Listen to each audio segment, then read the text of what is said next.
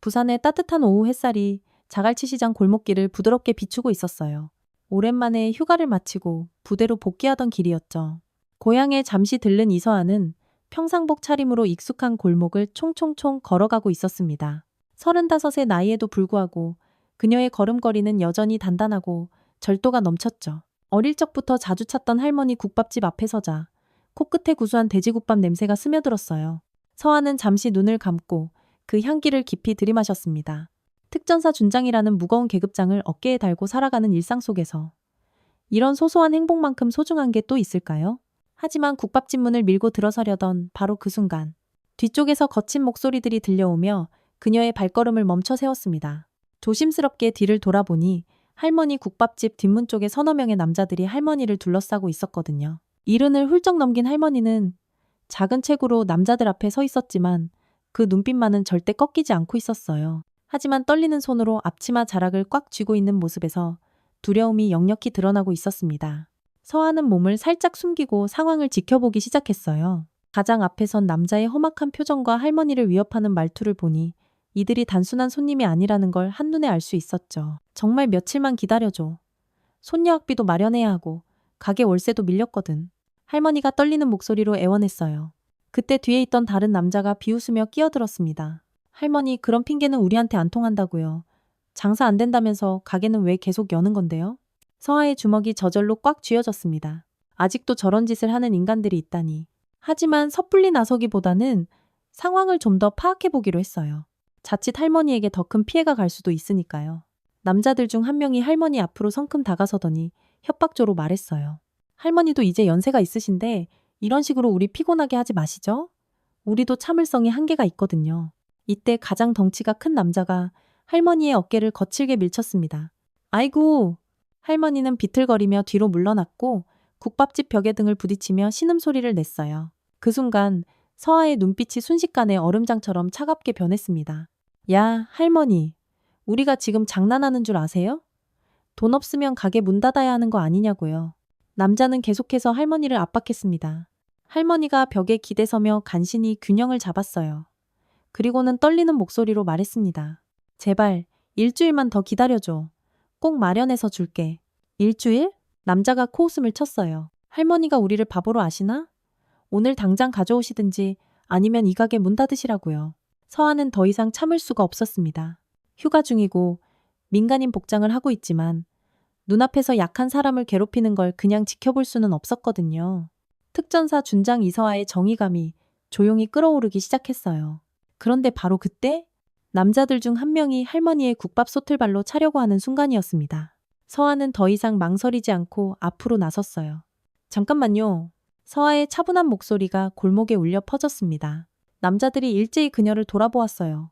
웬 평상복을 입은 여자가 갑자기 나타나자 당황스러운 표정을 지었습니다. 넌 또 뭐야? 뭔데 끼어들어? 가장 앞에 있던 남자가 서아를 향해 소리쳤어요. 서아는 천천히 남자들에게 다가가며 차분한 목소리로 말했습니다. 할머니한테 사과하고 지금 당장 여기서 꺼지세요. 뭐라고? 남자들은 어이가 없다는 듯 껄껄 웃어댔어요. 이 여자가 진짜 정신이 나갔나?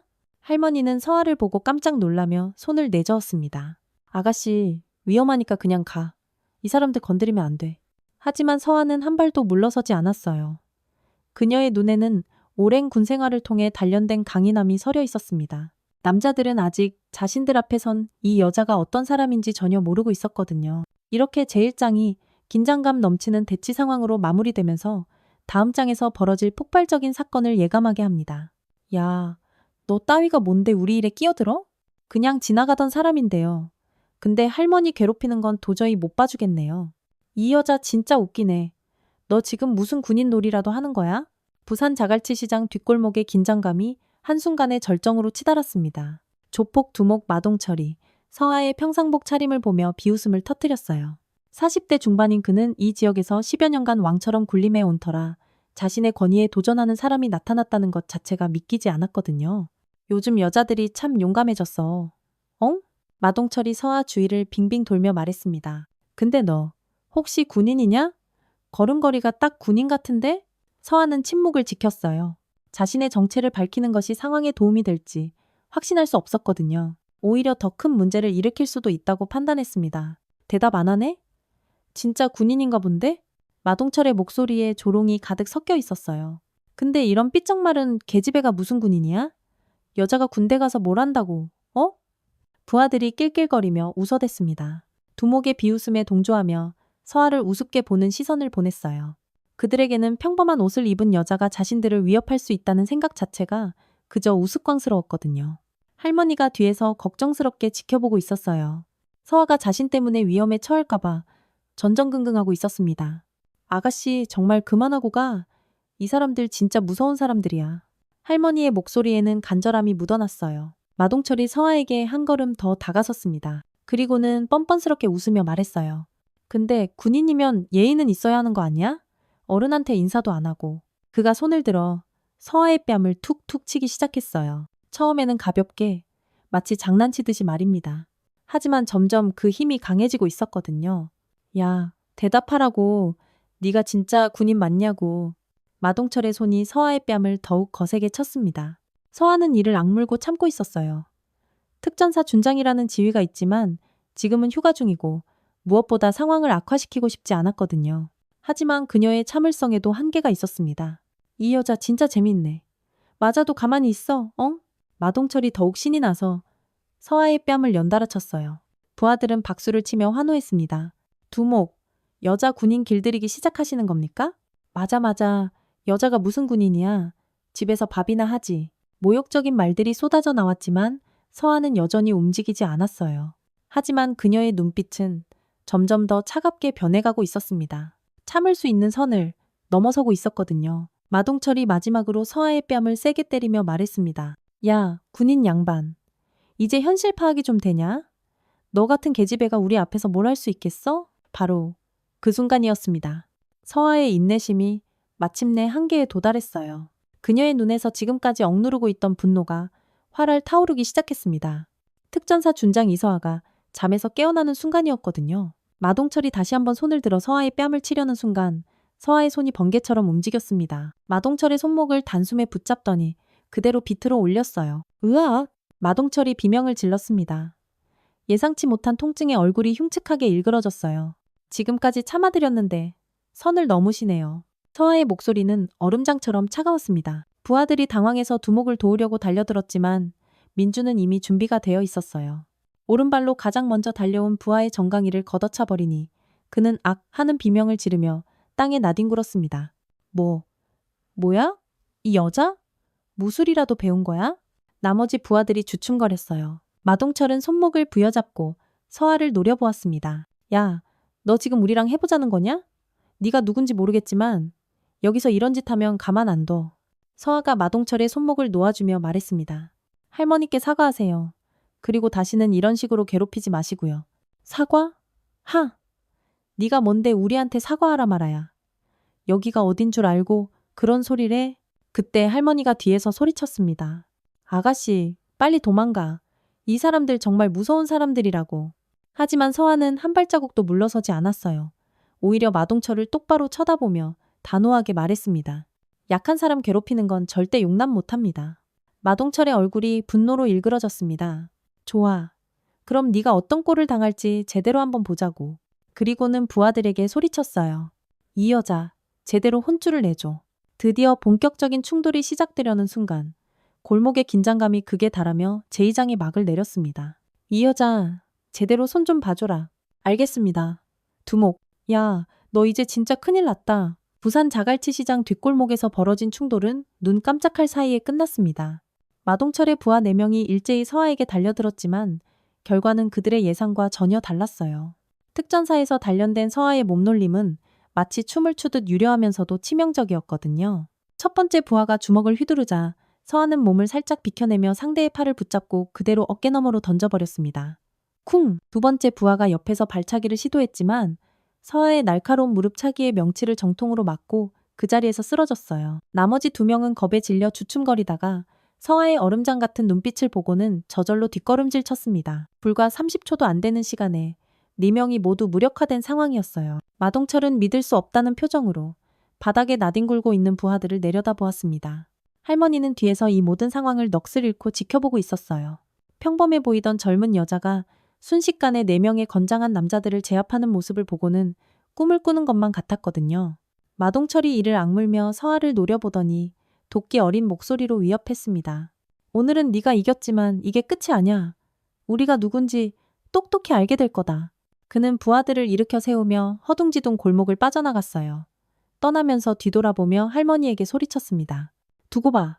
이 일을 후회하게 만들어줄 테니 우리한테 맞선 대가가 뭔지 똑똑히 보여주겠어. 서아는 그들이 완전히 사라질 때까지 지켜본 후 할머니에게 다가갔습니다.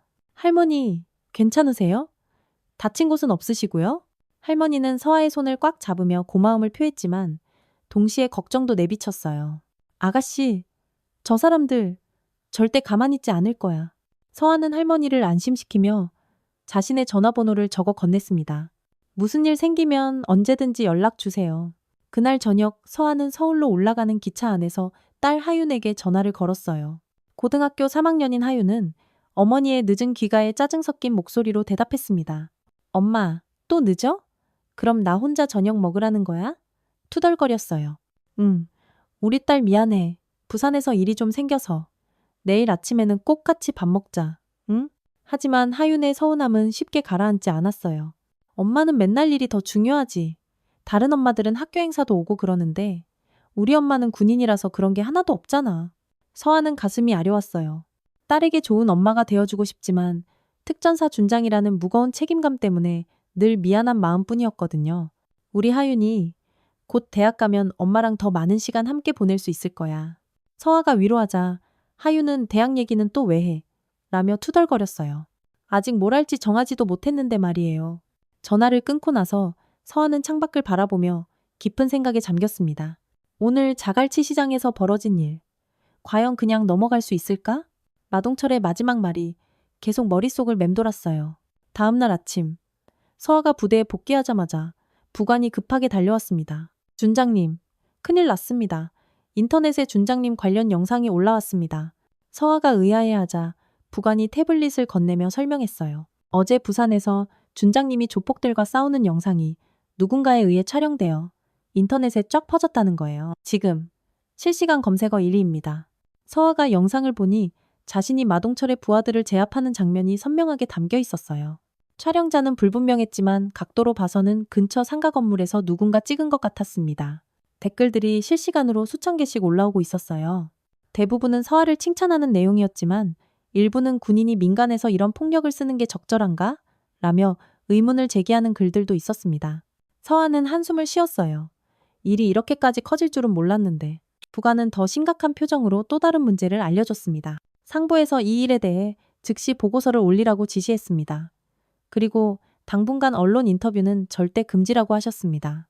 서아는 이제야 사태의 심각성을 깨달았습니다. 단순히 약한 사람을 도운 것뿐인데 이렇게 큰 파장이 일 줄은 몰랐거든요. 더군다나 마동철 같은 인물들이 가만히 있을 리가 없었어요. 그날 오후 부산에서 할머니가 전화를 걸어왔습니다. 아가씨, 큰일 났어. 아침부터 이상한 사람들이 가게 주변을 계속 서성거리고 있어. 그리고 다른 상인들도 자신에게 엮이기 싫다며 피하고 있다고 걱정스러운 목소리로 말했습니다. 서아의 예감이 적중했습니다. 마동철과 그 배후 세력들의 보복이 시작된 것이었어요. 이제 이 일은 단순한 골목의 작은 다툼을 넘어서 더 큰 갈등의 시작점이 되어버렸습니다. 인터넷에 퍼진 영상은 서아를 일약 화제의 인물로 만들었지만 동시에 그녀와 그녀의 가족들을 위험에 빠뜨리는 신호탄이 되었어요. 부산 해운대의 고급 오피스텔 최상층. 최진혁 회장은 마동철이 가져온 태블릿 화면을 찬찬히 들여다보고 있었습니다. 60대 중반의 그는 이 지역에서 30여 년간 뿌리를 내리며 겉으로는 건실한 건설업체 회장이지만 실제로는 거대한 조직을 움직이는 실세였거든요. 그의 사무실 벽면에는 유명 정치인들과 함께 찍은 사진들이 질비하게 걸려 있었어요. 최 회장이 영상을 몇 번 돌려보더니 차분한 목소리로 말했습니다. 이 여자, 그냥 보통 군인이 아니야. 움직임을 보니 상당한 실력자 같은데. 마동철은 얼굴이 벌겋게 상기되어 분노를 억누르고 있었어요. 어제의 굴욕이 아직도 생생했거든요. 회장님, 이대로 넘어갈 수는 없습니다. 우리 조직의 위신이 말이 아닙니다. 마동철의 목소리에는 복수심이 가득했습니다. 최 회장은 의자에 깊숙이 몸을 맡기며 천천히 생각에 잠겼어요. 그동안 이 지역에서 자신들에게 감히 맞서는 사람은 아무도 없었습니다. 하지만 이번 일은 단순히 개인적인 원한을 넘어서 조직 전체의 권위에 도전하는 일이었거든요. 조사해보니 이서아라는 이름의 특전사 준장이더군. 최 회장이 서류를 넘기며 말했습니다. 35살의 준장이면 상당히 엘리트 코스를 밟은 인물이야. 게다가 가족도 있고. 마동철의 눈이 번뜩였습니다. 가족이 있다고요? 고등학교 3학년 딸이 하나 있고 남편은 중학교 교사라더군. 최진혁 회장의 입꼬리가 살짝 올라갔습니다. 사람은 누구든 약점이 있는 법이거든요. 한편 서울 강남구에 위치한 서아의 집에서는 또 다른 갈등이 벌어지고 있었어요. 딸 하윤이 아침 식사를 거르고 학교에 가려고 하자 남편 지훈이 걱정스럽게 말렸습니다. 지훈은 40살의 중학교 국어교사로 차분하고 온화한 성격의 소유자였어요. 하윤아, 아침은 먹고 가야지. 엄마가 미안하다고 했잖아. 지훈이 딸을 달래려 했지만 하윤의 마음은 쉽게 풀리지 않았습니다.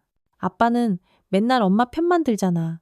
나는 엄마랑 제대로 된 대화 한번 해본 적이 없다고.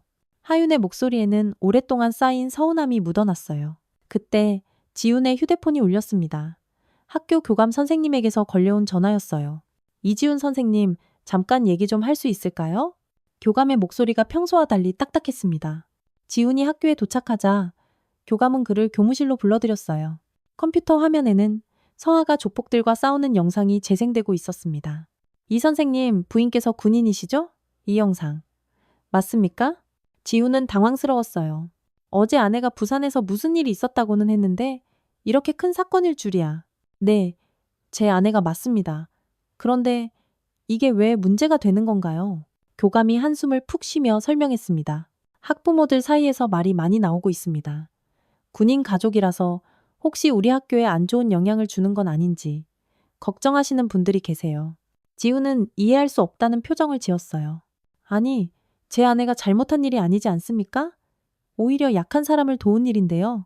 지훈이 항변했지만 교감의 표정은 여전히 어두웠습니다. 그 시각, 부산에서는 할머니 국밥집 주변 상황이 점점 악화되고 있었어요. 새벽부터 정체불명의 남자들이 가게 앞에서 서성거리며 할머니와 손님들을 위협하고 있었습니다. 오가는 사람들에게 험악한 눈빛을 보내며 자연스럽게 손님들의 발길을 끊어놓고 있었거든요. 할머니는 떨리는 손으로 서아에게 전화를 걸었어요. 목소리에 두려움이 가득했습니다. 아가씨, 어떡하지? 아침부터 이상한 놈들이 가게 앞에서 계속 지켜보고 있어. 손님들도 무서워서 오질 않아. 서아는 부대 집무실에서 전화를 받으며 주먹을 꽉 쥐었어요. 예상했던 일이지만 막상 현실이 되니 분노가 치밀어 올랐습니다. 할머니, 일단 가게 문 닫으시고 안전한 곳으로 피하세요. 제가 어떻게든 방법을 찾아볼게요. 하지만 서아가 할 수 있는 일은 제한적이었어요. 군인이라는 신분상 함부로 민간 문제에 개입할 수도 없었고 상부에서는 이미 이 일에 대해 조용히 처리하라는 압력을 가하고 있었거든요. 그날 오후 하윤이 학교에서 돌아오는 길에 이상한 일이 벌어졌습니다.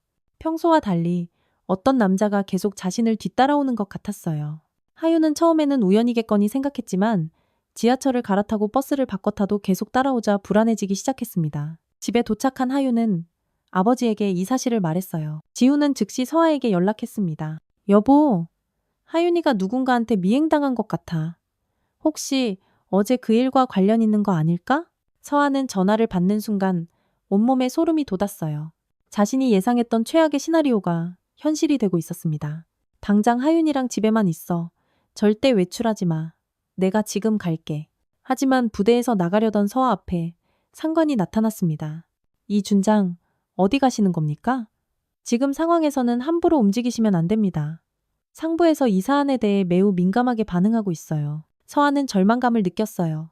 군인으로서의 의무와 가족을 지켜야 한다는 본능 사이에서 갈등하고 있었습니다. 마동철과 최진혁 회장의 조직은 이미 그녀의 가장 큰 약점을 정확히 파악하고 공격을 시작한 것이었거든요. 그날 밤 최진혁 회장은 마동철에게 조용히 지시를 내렸습니다. 아직은 직접적인 해를 가하지 마. 심리적인 압박만 가하도록 해. 군인도 결국 사람이야. 가족이 위험에 처하면 굴복할 수밖에 없을 테니. 서아와 그 가족을 향한 조직적이고 치밀한 보복이 본격적으로 시작된 것이었습니다. 이서아 씨? 네 딸 보고 싶으면 당장 자갈치 시장으로 와. 뭐라고요? 당신들 하윤이한테 무슨 짓을 한 거예요? 1시간 주지? 혼자 와. 경찰이나 군인 단 한 명이라도 보이면 내 딸은 끝이야. 부산 자갈치 시장 한복판에서 벌어진 긴급 상황은 서아의 인생에서 가장 절망적인 순간이었습니다. 최진혁 회장의 조직이 마침내 하윤을 납치하며 최후의 승부수를 던진 것이었어요. 서한은 서울에서 부산까지 KTX를 타고 내려오는 동안 온갖 최악의 시나리오들이 머릿속을 스쳐 지나갔습니다. 자갈치 시장에 도착한 서하의 눈앞에는 믿을 수 없는 광경이 펼쳐져 있었어요. 시장 한복판 넓은 공터에 20여 명의 조직원들이 반원형으로 둘러서 있었고 그 중앙에는 의자에 묶인 채 입에 테이프가 붙여진 하윤이 앉아 있었습니다. 하윤의 눈에는 두려움과 함께 어머니를 향한 미안함이 가득했어요. 최진혁 회장이 여유로운 모습으로 서하를 맞이했습니다. 그는 최고급 양복을 차려입고 있었고 손에는 값비싼 시가를 들고 있었어요. 이 준장 드디어 오셨군. 우리 초대에 응해주셔서 감사하오. 서하는 딸을 향해 한 걸음 다가가려 했지만 조직원들이 즉시 가로막았습니다. 최 회장이 손을 들어 제지하며 말했어요. 아직 할 얘기가 남았소. 서두르지 마시오. 시장의 상인들과 지나가던 시민들이 하나둘씩 몰려들어 구경하기 시작했습니다. 어떤 사람들은 휴대폰을 꺼내 이 상황을 촬영하기 시작했어요. 최 회장은 이런 상황까지도 모두 계산해놓고 있었던 것 같았습니다. 이준장, 우리가 원하는 건 간단하오. 최 회장의 목소리는 차분했지만 그 안에 담긴 위협은 명확했습니다. 이 자리에서 공개적으로 무릎 꿇고 사과하시오. 그리고 군복을 벗으시오. 그럼 딸은 무사히 돌려주겠소. 서하는 주먹을 꽉 쥐었어요. 하윤을 구하고 싶었지만 20여 명을 상대로 싸우기에는 딸의 안전이 너무나 위험했습니다. 단 한 사람이라도 실수하면 하윤이 다칠 수 있었거든요. 잘 생각해 보시오. 딸 하나 때문에 당신 인생 전체를 망칠 필요는 없지 않소? 최 회장이 시가 연기를 천천히 내뿜으며 말했습니다. 그때 예상치 못한 일이 벌어졌어요. 시장 곳곳에서 상인들이 하나둘씩 나타나기 시작한 것이었습니다. 국밥집 할머니가 앞장서서 떨리는 다리로 걸어 나왔어요. 그 뒤를 따라 생선 장수, 야채 장수, 건어물 장수들이 줄을 이어 나타났습니다. 이 아가씨는 우리를 도와준 은인이야. 할머니가 떨리는 목소리로 외쳤어요. 너희들이 뭔데 감히 이런 짓을 벌여. 조직원들이 당황하기 시작했습니다. 전혀 예상하지 못한 상황 전개였거든요. 최 회장의 표정도 서서히 굳어지기 시작했어요. 그런데 더욱 놀라운 일이 일어났습니다. 시장 입구에서 군복을 입은 사람들이 나타나기 시작한 것이었어요. 서하의 부대원들이 아니었습니다. 다른 부대에서 온 여군들이었어요. 계급장을 보니 대위, 소령급의 장교들이었습니다. 저희는 이서하 준장님을 지지하러 왔습니다. 한 여군 소령이 당당하게 말했어요. 준장님께서 하신 일은 군인으로서 당연한 일이었습니다. 최 회장이 이를 악물었습니다. 계획이 완전히 틀어지고 있었어요. 단순히 한 사람을 굴복시키는 일이 이렇게까지 큰 파장을 일으킬 줄은 몰랐거든요. 군인들뿐만 아니라 인터넷에서 서하의 영상을 본 시민들도 하나둘씩 모여들기 시작했습니다. 부산 곳곳에서 소식을 듣고 달려온 사람들이었어요. 그들 중에는 서하가 과거 구조작전에서 구해낸 사람들도 포함되어 있었습니다. 준장님, 기억하세요? 5년 전 산사태 때 저를 구해주셨잖아요. 한 중년 남성이 앞으로 나서며 말했어요. 저도요. 저도 홍수 때 준장님한테 도움받았어요. 한 젊은 여성이 손을 들며 외쳤습니다. 점점 더 많은 사람들이 모여들면서 최 회장과 조직원들을 에워싸기 시작했어요. 20여 명의 조직원들과 수백 명의 시민들이 대치하는 상황이 벌어진 것이었습니다. 최 회장이 초조해하기 시작했어요. 상황이 자신들에게 극도로 불리하게 돌아가고 있었거든요. 마동철에게 눈짓을 보내며 하윤을 더욱 위협하려 했습니다. 하지만 바로 그 순간 하윤이 스스로 입에 붙은 테이프를 뜯어내며 일어섰어요. 그리고는 당당하게 외쳤습니다. 우리 엄마는 잘못한 게 하나도 없어요. 약한 사람 도운 게 뭐가 그렇게 잘못됐는데요? 하윤의 용기에 시민들이 박수를 치기 시작했어요. 와, 조직원들은 점점 위축되어 갔습니다. 최 회장이 마지막 발악으로 칼을 꺼내려는 순간이었어요. 멀리서 삐뽀삐뽀 사이렌 소리가 들려왔습니다. 경찰이 도착한 것이었어요. 시민들의 신고로 경찰과 소방서, 그리고 언론사까지 몰려오고 있었습니다. 최 회장은 이제 더 이상 버틸 수 없다는 것을 깨달았어요. 수백 명의 시민들과 언론, 경찰까지 몰려온 상황에서 계속 버티는 것은 그야말로 자살 행위였거든요. 서하가 천천히 딸에게 다가갔습니다. 조직원들이 스르르 길을 비켜주었어요. 더 이상 저항할 명분도 힘도 남아있지 않았습니다. 하윤아, 괜찮아? 서하가 딸을 끌어안으며 물었어요. 응, 괜찮아 엄마. 하윤이 어머니 품에 안기며 참았던 눈물을 터뜨렸습니다. 엄마가 정말 자랑스러워요. 그 순간 모든 사람들이 박수를 치기 시작했어요. 최 회장과 조직원들은 출동한 경찰에 의해 현장에서 체포되어 연행되었습니다. 서하는 딸과 함께 시민들의 환호 속에서 진정한 승리를 맛보게 되었어요. 하지만 이것은 끝이 아니라 새로운 시작의 신호탄이었습니다. 엄마, 정말 괜찮은 거예요? 괜찮다니까? 엄마보다 네가 더 걱정이지. 아니에요. 엄마 때문에 하윤이가 이런 일을 당했는데. 자갈치 시장에서 벌어진 극적인 대치 상황이 끝나고 며칠이 지났지만 서아와 그 가족을 둘러싼 소용돌이는 오히려 더욱 거세지고 있었습니다. 최진혁 회장과 마동철이 경찰에 체포되었지만 그들의 배후에는 더 거대한 세력이 있다는 사실이 점차 드러나고 있었거든요. 부산지방경찰청에서 진행된 수사 과정에서 충격적인 사실들이 밝혀지기 시작했습니다. 최 회장의 조직이 단순한 조폭이 아니라 지역 정치인, 경찰 간부, 대형 건설업체들과 복잡하게 얽혀있는 거대한 부패 카르텔이었던 거예요. 이들은 부산 지역 재개발 사업을 둘러싸고 수백억 원 규모의 비리를 저질러 왔던 것으로 드러났습니다. 한편 서울 국방부 청사에서는 서아의 처리 방안을 놓고 고위 간부들 사이에 치열한 논쟁이 벌어지고 있었어요. 일부에서는 서아의 행동이 군인의 품위를 손상시켰다며 징계를 주장했지만 다른 일부에서는 오히려 군인 정신의 모범 사례라며 그녀를 옹호하는 목소리를 냈습니다. 마침내 국방부 장관이 직접 서아를 호출했어요. 장관실에 들어선 서아는 긴장된 표정으로 보고를 준비하고 있었습니다. 하지만 장관의 첫마디는 전혀 예상 밖이었습니다. 이준장, 정말 고생 많았소. 장관의 목소리에는 따뜻함이 묻어났어요. 군인으로서 국민을 보호한다는 소임을 다했다고 생각하오. 서아는 안도의 한숨을 쉬었습니다. 하지만 장관은 곧이어 더 중요한 얘기를 꺼냈어요. 다만 이번 일로 이준장에게 더 큰 책임이 주어질 것 같소. 이번 기회에 우리 여군들을 위한 특별 교육 프로그램을 한번 만들어 보는 게 어떻겠소? 한편 서울 강남의 집에서는 가족회의가 열리고 있었어요. 하윤이 대학 진학을 앞두고 자신의 진로에 대해 중대한 결정을 내려야 하는 시점이었거든요. 엄마, 아빠, 저 사관학교 가고 싶어요. 하윤이 조심스럽게 말을 꺼냈습니다. 서아와 남편 지우는 깜짝 놀랐어요. 그동안 하윤은 어머니의 군인 생활 때문에 불만이 많았는데 갑자기 사관학교에 가겠다니요. 하윤아, 그거 진심이니? 지훈이 딸의 진심을 확인하려 했습니다. 네, 아빠. 하윤의 목소리에는 확신이 담겨 있었어요. 이번 일을 겪으면서 엄마가 얼마나 대단한 사람인지 알게 됐어요. 저도 엄마처럼 다른 사람들을 지켜줄 수 있는 사람이 되고 싶어요. 서아는 마음이 복잡했습니다. 딸이 자신의 길을 따르겠다는 것은 기쁘지만 동시에 군인의 길이 얼마나 힘든지 누구보다 잘 알고 있었거든요.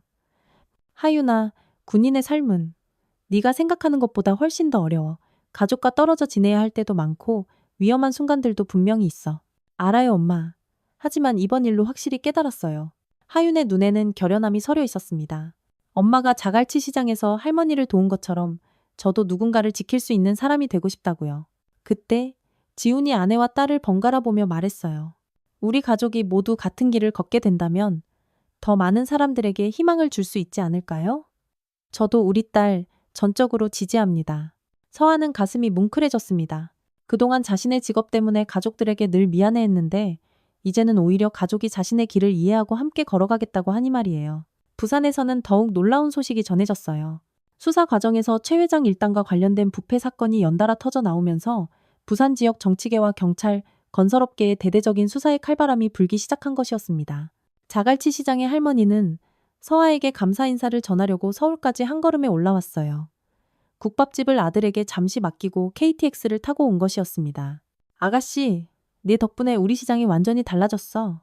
할머니가 서아의 손을 꽉 잡으며 말했어요. 이제는 아무도 우리를 못 괴롭혀. 상인들도 모두 너한테 고맙다고 난리야. 할머니, 제가 한 일은 당연한 거예요. 서아가 겸손하게 대답했습니다. 그런데 할머니가 더 놀라운 얘기를 들려주었어요. 그날 시장에 모였던 사람들 중에 서아가 예전에 구조해준 사람들이 정말 많이 있었다는 거예요. 산사태나 홍수, 화재 현장에서 서아가 구해낸 사람들이 소식을 듣고 한 걸음에 달려온 것이었다고 했습니다. 서아는 그제야 깨달았어요. 자신이 그동안 묵묵히해온 작은 선행들이 결정적인 순간에 자신과 가족을 지켜준 방패가 되었다는 사실을 말이에요. 전국의 여군들도 서아를 지지하는 움직임을 보이기 시작했어요. 온라인 커뮤니티에는 서아를 응원하는 글들이 쏟아졌고 일부 여군들은 자발적으로 모금 활동을 시작하기도 했습니다. 서아는 이제 개인의 차원을 넘어서 사회적인 의미를 갖는 인물이 되어가고 있었어요. 그녀의 선택과 행동이 수많은 사람들에게 영향을 미치고 있었거든요. 국방부에서는 서아를 소장으로 진급시키기로 파격적인 결정을 내렸습니다. 그리고 그녀가 제안한 여군 교육 프로그램도 정식으로 승인했어요. 서아는 이제 더 큰 책임과 함께 더 많은 사람들을 도울 수 있는 기회를 얻게 된 것이었습니다. 하윤의 사관학교 지원서를 함께 작성하면서 서아가 딸에게 물었어요. 정말 후회하지 않을 자신 있어? 네, 절대 후회 안 할 거예요, 엄마. 하윤이 단호하게 대답했습니다. 엄마가 제게 보여주신 그 길을 저도 따라가고 싶어요. 서아는 딸을 힘껏 안아주었어요. 이제 그들 가족의 새로운 여정이 시작되는 것이었습니다. 부산지방검찰청 수사관들이 최진혁 회장의 사무실을 압수수색하면서 발견한 서류들은 그야말로 상상을 초월하는 내용들이었습니다. 이건 단순한 조폭 조직이 아니었어요. 지역 정치인, 경찰 고위 간부, 대형 건설업체, 심지어 일부 공무원들까지 거미줄처럼 얽혀있는 거대한 부패 네트워크의 실체가 드러나기 시작한 것이었죠. 검찰 수사팀장은 압수한 장부들을 살펴보며 놀라움을 금치 못했습니다. 부산 지역 주요 재개발 사업에서 발생한 수백억 원 규모의 뇌물 공여, 건설업체 선정 과정에서의 담합, 그리고 이를 눈 감아준 공무원들에 대한 금품 제공 내역까지 상세하게 기록되어 있었거든요. 더욱 충격적인 것은 서아와 관련된 사건이 결코 우연이 아니었다는 사실이었어요.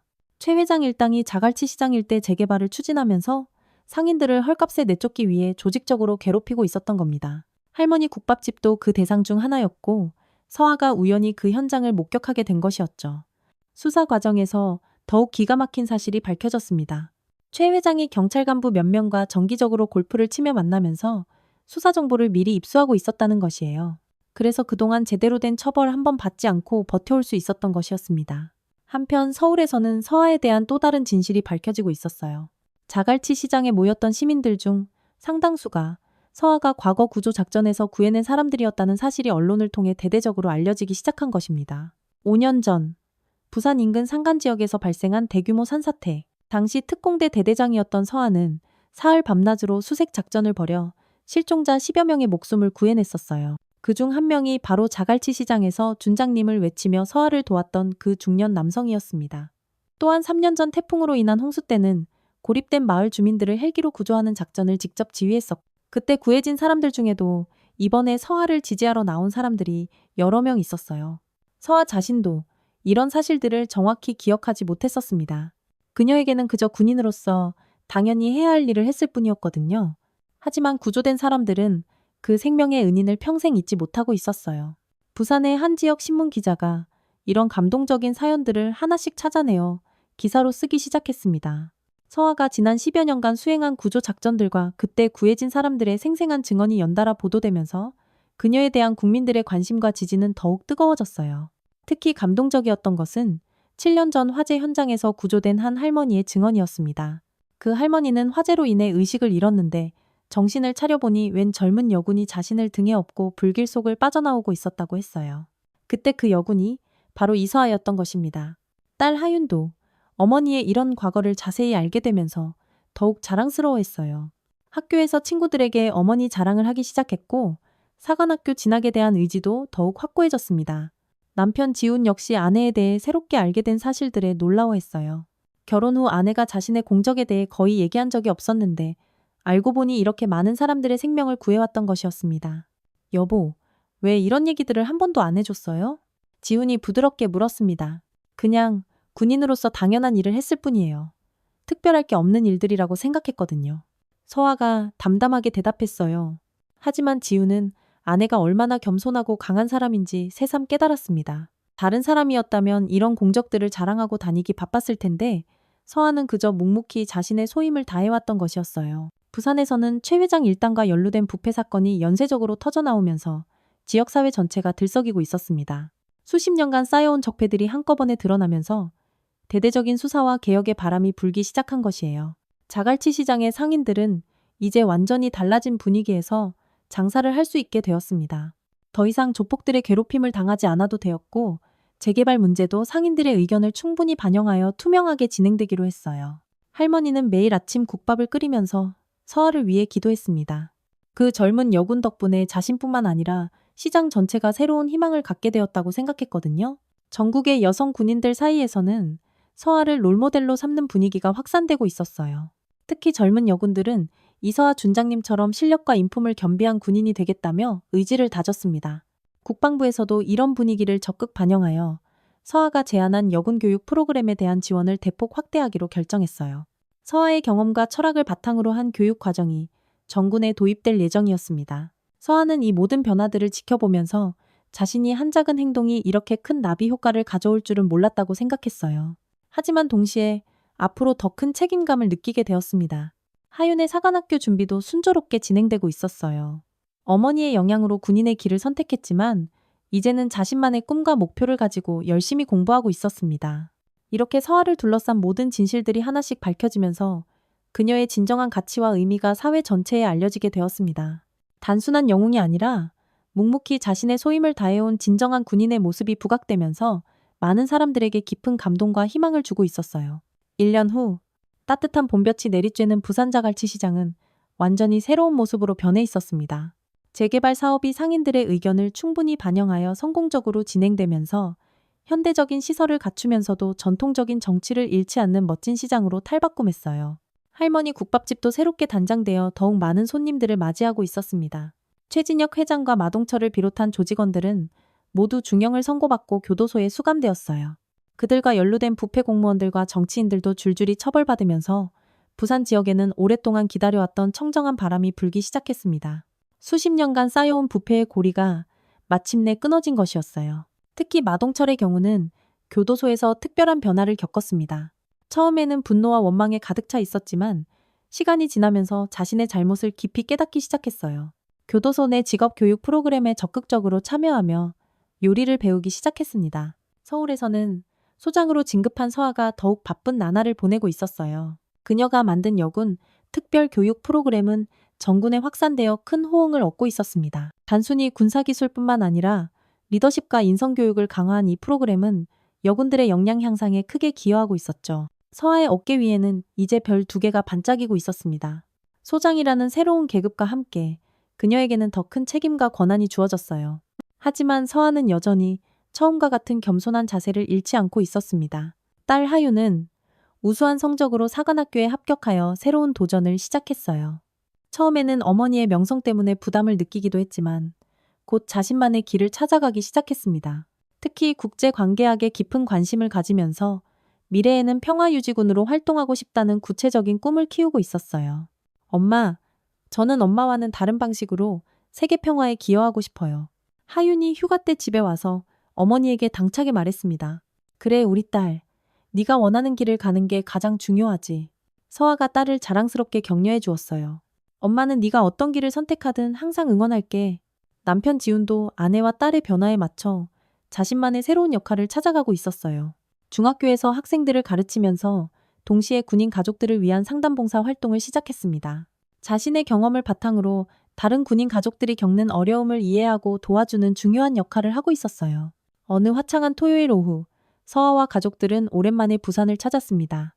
할머니 국밥집에서 추억의 돼지국밥을 먹기 위해서였어요. 새롭게 단장된 국밥집에서 할머니는 그들을 세상 가장 반가운 얼굴로 맞이했습니다. 아이고, 우리 소장님, 정말 오랜만이네. 할머니가 서아의 손을 꽉 잡으며 말했어요. 네 덕분에 우리 시장이 이렇게나 좋아졌어. 정말 고맙다. 할머니, 제가 한 건 별거 아니에요. 서아가 겸손하게 대답했습니다. 그때 국밥집 문이 열리면서 익숙한 얼굴이 나타났어요. 바로 마동철이었습니다. 가석방으로 출소한 그는 갈 곳이 없자 할머니를 찾아왔고 지금은 할머니 국밥집에서 꾸준히 일을 도우며 새 삶을 살고 있었던 것이었어요. 마동철은 서아를 보자 잠시 머뭇거렸지만 이내 90도로 고개를 숙여 인사했습니다. 소장님, 그동안 정말 죄송했습니다. 제가 너무나 큰 잘못을 저질렀습니다. 서아는 놀라면서도 마동철의 진심 어린 사과를 따뜻하게 받아들였어요. 과거는 과거일 뿐입니다.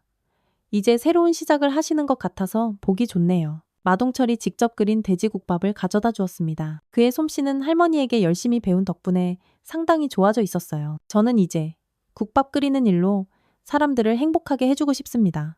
마동철의 목소리에는 깊은 진정성이 묻어났습니다. 할머니가 자랑스럽다는 듯 말했어요. 이 친구가 요즘 국밥 끓이는 솜씨가 나보다 더 나아졌어. 아주 열심히 한다니까. 가족들이 함께 국밥을 먹으며 도란도란 이야기를 나누는 모습은 평범하지만 따뜻한 일상의 소중함을 그대로 보여주고 있었어요. 서아는 이런 소박한 순간들이야말로 자신이 목숨 걸고 지키고 싶었던 가치라는 것을 다시 한번 깨달았습니다. 하윤이 마동철에게 물었어요. 아저씨는 왜 국밥집에서 일하게 되신 거예요?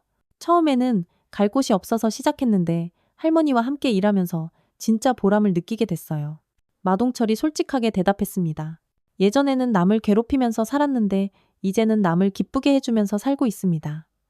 이게 훨씬 더 행복하네요. 저녁 무렵 붉은 석양이 자갈치 시장을 아름답게 물들이고 있었어요. 서아는 가족들과 함께 시장을 걸으며 1년 전의 일들을 되돌아보았습니다. 그때는 전혀 예상하지 못했던 일들이 연쇄적으로 일어나면서 자신과 가족의 삶이 완전히 바뀌었거든요.